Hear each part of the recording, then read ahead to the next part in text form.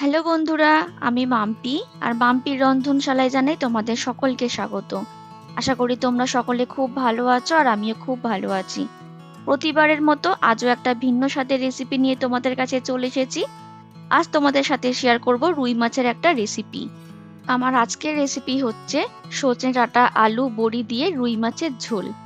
একদমই কম মশলায় ঘরোয়া উপকরণ দিয়ে আমার আজকের এই রেসিপি। কম তেল মশলায় পাতলা মাছের ঝোল কিন্তু গরম ভাতের সাথে খেতে ভালোই লাগে। তাহলে চলো বন্ধুরা, আজকে আর বেশি কথা না বলে আমার আজকের এই রেসিপি রুই মাছের পাতলা ঝোল আমি কি করে করছি সেটাই তোমাদের সাথে ঝটপট শেয়ার করে ফেলি। আজকে রান্নার জন্য যে উপকরণগুলো লাগছে চলো সেগুলো আগে তোমাদের দেখিয়ে দিই। দেখো, এখানে রুই মাছ আছে, এখানে 5 পিস মাছ আছে। মাছগুলোকে আমি ভালো করে ধুয়ে পরিষ্কার করে রেখেছি। এখানে আছে সজনে ডাঁটাগুলোকে একটু বড় বড় করে কেটে আমি খোসা ছাড়িয়ে রেখেছি। এখানে আছে আলুগুলোকে আমি এরকম লম্বা লম্বা করে কেটে নিয়েছি। এখানে একটা বড় টমেটোকে আমি একটু লম্বা লম্বা করে পাতলা পাতলা করে কেটেছি।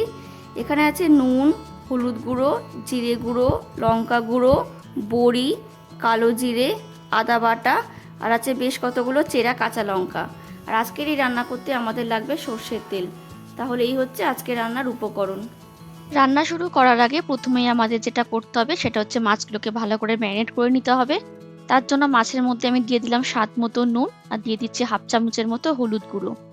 এবার খুব ভালো করে হাত দিয়ে প্রতিটা মাছের গায়ে নুন আর হলুদগুলো মাখিয়ে নেব, যেন প্রতিটা মাছের মধ্যে নুন হলুদ খুব ভালো করে মাখানো হয়।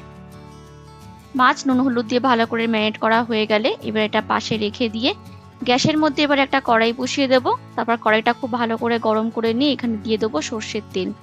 তেলটা যখন খুব ভালোভাবে গরম হয়ে যাবে, খুন্তি দিয়ে কড়ার চারপাশে তেলটাকে স্প্রেড করে নিয়ে প্রথমে এখানে দিয়ে দেবো বড়ি। বড়িগুলোকে এবার কয়েক সেকেন্ড একটু নেড়ে চেড়ে হালকা করে ভেজে নেব। বড়ি ভাজতে কিন্তু খুব একটা বেশি সময় লাগে না। গ্যাসের ফ্লেমটাকে মিডিয়ামে রেখে কয়েক সেকেন্ড একটু নাড়াচাড়া করলেই দেখবে বড়িগুলো বেশ সুন্দর ভাজা ভাজা হয়ে গেছে। এবার এগুলো তেল থেকে ছেঁকে নিয়ে অন্য একটা পাত্রের মধ্যে তুলে রাখবো। সমস্ত বড়িগুলো তেল থেকে তুলে নিয়ে এবার ওই তেলের মধ্যেই ম্যারিনেট করে রাখা মাছগুলোকে এক এক করে দিয়ে ভেজে নেব। মাছগুলো কিন্তু সবগুলো একসঙ্গে ভাজতে যাবে না, তাহলে কিন্তু ভেঙে যেতে পারে। ব্যাচ ওয়াইজ ভাজতে হবে। আমি প্রথমে 3টে মাছ দিয়ে ভেজে নিচ্ছি। 1-1.5 মিনিট মাছের একটা সাইড ভাজা হয়ে গেলে খুবই আলতো হাতে উল্টে দিয়ে মাছের অপর পিঠটাকেও ভেজে নিতে হবে। এইভাবে মাছের এপিট ওপিট দুপিটি ভালো করে ভাজা হয়ে গেলে এবার এগুলোকেও তেল থেকে ছেঁকে তুলে নেব। ঠিক একই রকম ভাবে বাকি মাছগুলোকেও ভেজে নিতে হবে। তাহলে আমার সবকটা মাছই কিন্তু ভাজা হয়ে গেল। মাছ ভাজার পর যেটুকু তেল আছে সেই তেলেই আমি পুরো রান্নাটা করব, তবে তোমরা চাইলে আরো তেলের মধ্যে অ্যাড করতে পারো।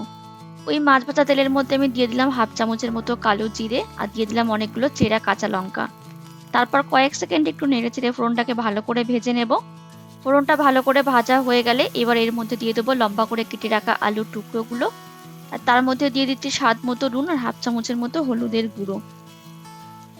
এবার ভালো করে নাড়িয়ে চাড়িয়ে আলুর মধ্যে নুন হলুদটাকে মিশিয়ে আলুগুলোকে এবার লাল লাল করে একটু ভেজে নেব। 3-4 মিনিটের মতো সময় নিয়ে আলুগুলোকে আমি ভালো করে ভেজে নিয়েছি। এবার এর মধ্যে আমি দিয়ে দেবো আগে থেকে কেটে রাখা সজনে ডাঁটাগুলো। সমস্ত ডাঁটাগুলো আমি আলুর মধ্যে দিয়ে খুব ভালো করে নেড়ে চেড়ে মিশিয়ে নিচ্ছি। এবার সমস্ত কিছু আরো কিছুক্ষণ ভেজে নেব। তবে মনে রাখতে হবে, ডাঁটাগুলো দেওয়ার পর কিন্তু বেশিক্ষণ ভাজা যাবে না, তাতে ডাঁটাগুলো কিন্তু শক্ত কাঠির মতো হয়ে যাবে, এটা খেতে কিন্তু একদমই ভালো লাগবে না। ডাঁটাগুলো দেওয়ার পর 2 মিনিটের মতো ভাজলেই হবে। আমি আলু আর ডাঁটা আরো 2 মিনিটের জন্য ভেজে নিয়েছি, এর থেকে বেশি আর ভাজবো না। এবার আমি এর মধ্যে দিয়ে দেবো আগে থেকে কেটে রাখা টমেটোর টুকরো, দিয়ে দেবো 1 চামচের মতো আদা বাটা, দিয়ে দেবো 1 চামচের মতো জিরে গুঁড়ো আর দিয়ে দেবো স্বাদ মতো লঙ্কার গুঁড়ো। সমস্ত কিছু দেওয়া হয়ে গেলে খুব ভালো করে নাড়িয়ে চাড়িয়ে মিশিয়ে নিয়ে যখন সময় নিয়ে সমস্ত কিছু একটু কষিয়ে নেব, যতক্ষণ না আদা থেকে পুরোপুরি কাঁচা গন্ধটা চলে যাচ্ছে। এখানে কিন্তু আর কোনো রকম মশলা লাগবে না, যা লাগার সেটা কিন্তু আমি দিয়ে দিয়েছি। এবার শুধু এটাকে ভালো করে একটু সময় নিয়ে কষিয়ে নিতে হবে।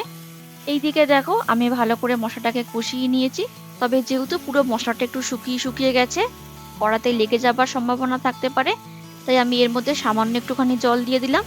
দিয়ে ভালো করে নাড়িয়ে চাড়িয়ে মিশিয়ে আরো কিছুক্ষণ একটু রান্না করে নেব। এইভাবে যদি একটু সময় নিয়ে কষিয়ে রান্না করা হয় তাহলে কিন্তু যে কোনো রান্নার স্বাদে কিন্তু খুব ভালো হয়। জল দেওয়ার পর আমি আরো 3-4 মিনিটের মতো সময় নিয়ে খুব ভালো করে সমস্ত কিছু কষিয়ে নিয়েছি। আর দেখে বুঝতেই পারছো জলটা কিন্তু অনেকটাই কমে গেছে।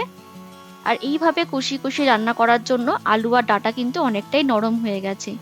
এবার আমি দিয়ে দেবো ঝোলের জন্য পরিমাণ মতো জল। আমি এখানে দিয়ে দিলাম খানিকটা গরম জল।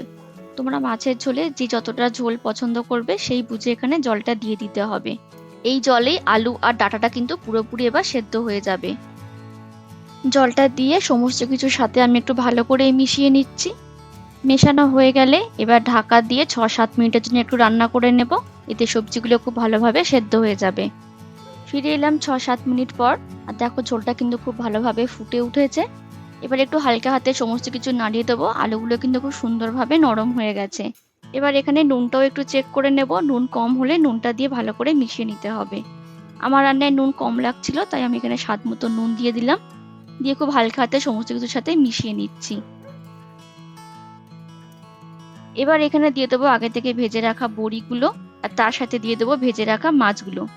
একটা একটা করে সমস্ত মাছ আমি ঝোলের মধ্যে দিয়ে দিলাম। এবার খুন্তি দিয়ে আলতো হাতে মাছগুলোকে আমি ঝোলের মধ্যে অল্প অল্প করে ডুবিয়ে দিচ্ছি। এরপর ঢাকা দিয়ে আমি আরো 2 মিনিটের জন্য একটু হাই ফ্লেমে ফুটিয়ে নেব। এতে মাছের মধ্যে ঝোলটা খুব ভালোভাবে ঢুকে যাবে। ফিরে এলাম 2-3 মিনিট পর। খুব ভালো করে আমি ঝোলটাকে হাই ফ্লেমে ফুটিয়ে নিয়েছি। আমার আজকের রেসিপি সজনে ডাঁটা আলু বড়ি দিয়ে রুই মাছের ঝোল কিন্তু একদম তৈরি হয়ে গেছে। এবার শুধু এটা নামিয়ে নিয়ে গরম গরম ভাতের সাথে পরিবেশন করতে হবে। তাহলে চলো বন্ধুরা, আমি এবার গ্যাসটাকে অফ করে দিয়ে নামিয়ে নিয়ে তোমাদেরকে পরিবেশন করে দেখিয়ে দিই।